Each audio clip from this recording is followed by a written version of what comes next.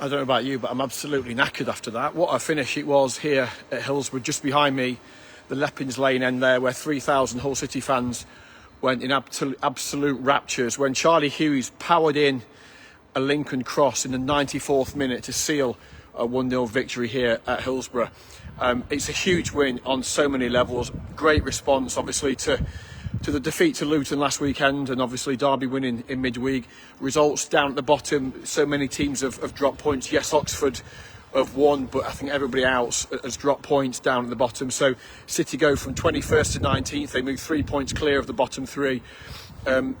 That is obviously important, but what was most important today was Hull City coming here and winning the game, because winning football matches is only the only thing that is going to get Hull City out of this mess is by winning football matches. What other teams do will have an impact. It can help or it can hinder, but ultimately City have got this in their own hands, and today they've done it. It was a terrible game. It wasn't a great performance. It was stoic. It was gritty. They lacked so many things in attack, really. Defensively, they were really resolute. They're limited to Wednesday to pot shots. We'll come on to the goalkeeper in a minute. He did make a couple of fantastic saves, in fairness. But it was a really strange game. If we take out the final couple of minutes, it was such a strange game. It had the feeling of an end of season flip-flop fest, really. It felt like both teams were in mid-table and kind of coasting to the summer with little to play for, which it blew my mind, really, because given Hull City have got a fight for the very survival, who knows what state the football club would be in if it got relegated to League One. So people this team are fighting for people's livelihoods, for their own kind of status as Championship footballers, some of them. So, it was a really strange game. Obviously, there's issues here. Wednesday have got so many things going on off the field. Obviously, the players haven't been paid. The fans, it took about 30 seconds into the game for the home fans to chant for Chancery to sell the club. If you've not been aware, they've had the issue with salaries this week. The owner hasn't paid the players. I think he paid the staff at the back, some of the staff at the back end of the week, not all of them. The players still haven't been paid here. It's not the first time it's happened, but there was a really bizarre atmosphere in the ground, and it turned into the pitch. Sorry, it translated onto the pitch. It became a really strange game. As I say, and City for me were really poor in their passing, in their energy.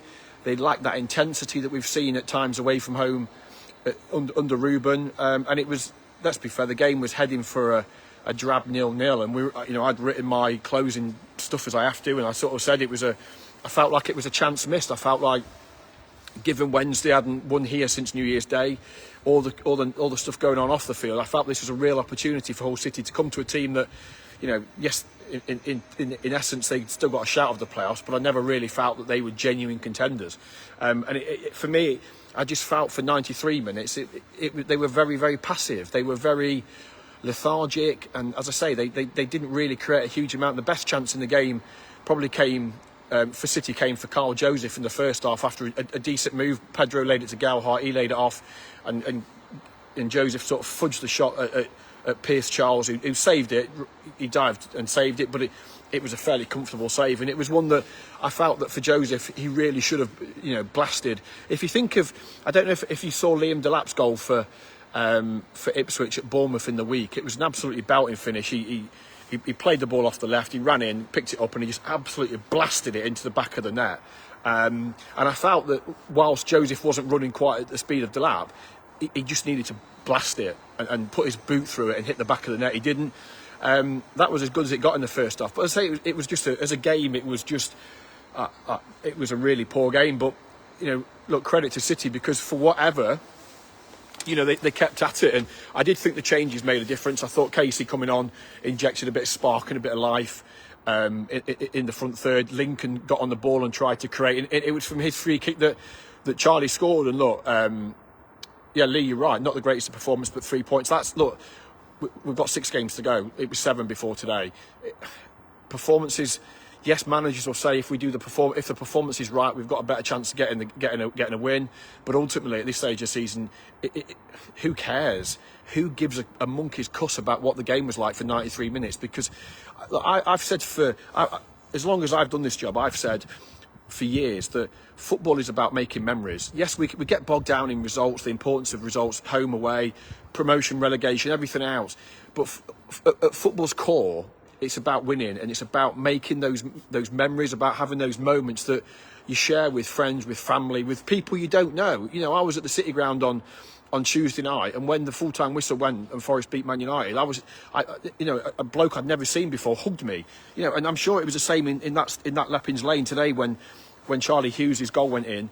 You know, people would have been hugging people they've never met before because it means so much, and football is about those, particularly away from home, those memories that you make, those, and particularly here, of all the places, here at Hillsborough, for Charlie Hughes in front of the away end, at any point in any season, a last-minute winner at Hillsborough is massive, and it is incredible, and the fans will never forget it. But in the context of Hull City season, it's been a horrible season, but, you know, I always think in darkness, getting a bit spiritual here, but in darkness often comes light, and there's been some phenomenal away moments, you know, Sunderland and Sheffield United especially, winning late at Christmas at Blackburn and things like that, you know, winning at Millwall. And this probably, in the context of everything else, probably tops it off because, as I say, it was such a bad game. But for Charlie Hughes to rise and leap like an absolute flying salmon, I've never seen a header like it in that moment, to win a game like that, to score a header in front of 3,000 away supporters who made some noise all afternoon. Again, not a game to live long in the memory in terms of for 93 odd minutes, but Charlie has given a lot of people a memory they will never forget, and he's given a moment for City that could, you know, be crucial. It will be crucial in the final reckoning, and I love it. I love those moments of what we all watch football for. Forget all the politics, forget all the difficulty and all the stuff around it. At its core, football is about moments like that. And for me, if you were here, what a moment that would have been if you watched it. I saw somebody say they watched it, they saw the goal on their phone. You know, not everybody has the ability to be here today for any number of reasons. But wherever you followed that goal from, you would have enjoyed it because it was special. It was important, and it was just top quality. You know, we've been crying out all season for players to attack a ball like that and from set pieces and from crosses. And, you know, they'll admit, Alfie Jones, more recently John Egan, Louis Coyle, Sean McLaughlin, they haven't scored near enough goals in this team. The team don't score enough goals. You know, they fell into the bottom, or they fell 21st because Derby had scored more goals. They were level on goal difference on Wednesday night, but because Derby scored more. You know, so goals have been a problem, and you have to cherish them. But Michael, yeah, I absolutely agree. Look, we all want to play champagne football. The reality of it is you're not going to get it at this stage of the season in the Championship at any level. It's about the end result, and as I said before, you know, the result reads Sheffield Wednesday 0, Hull City 1, and that's all that matters. It doesn't matter. Nothing else really matters, and they'll recover. They'll go again for Tuesday night against Watford. That is. You know, they're going down to Watford now with 3 points and confidence, and again, it's mad, isn't it? Suddenly you win a game, and actually your form over the last 8 or 9 games doesn't look too bad, does it? What is it now? So it was 1 defeat in 7 before Luton, so 2 defeats in 8, so now 2 defeats in 9, which for a team that haven't won many games all season and have really struggled, that's not bad form. You're always going to get setbacks. I said on after the Luton game, they weren't good enough. Teams at this level, at the bottom, aren't good enough to go, you know, 8, 9, 10 games unbeaten. So City are clawing results out there, and what they are doing is they're dragging other teams into it. You know, QPR are still firmly into it. Big win for Oxford today, but what they're doing is dragging other teams down into the mix, and there's only 6 games to go. But this result should give City a huge amount of confidence, and especially going to Watford. Yes, Watford, I think, have got 11 wins from their 19 home games this season, so they're a decent decent team at home. A bit like Wednesday, though, they're kind of mired in that mid-table region. it's a very, very winnable contest for City. Now, they have to back it up. We've said it all season. They've only been able to win 2 on the spin on one occasion. That was way back, as we remember, at the end of September, beginning of October. They've got to do it. Take inspiration from what, as much as it pains me to say it, from what Derby have done. Derby were able to win 4 on the spin. Obviously, they've lost down at Swansea late today. Big defeat for them. But they've shown you can do it. Now, City have got to take that leap and go and beat Watford. And if they do that, they're going to be in a fantastic position, particularly with that Coventry game next Monday night. Right, that's it from here at Hillsborough. Fantastic afternoon for the 3,000 or so travelling supporters who were here. A memory they will never forget. We'll have the podcast with you on Monday. We'll have much more from the training ground ahead of the Watford game on Tuesday with Ruben.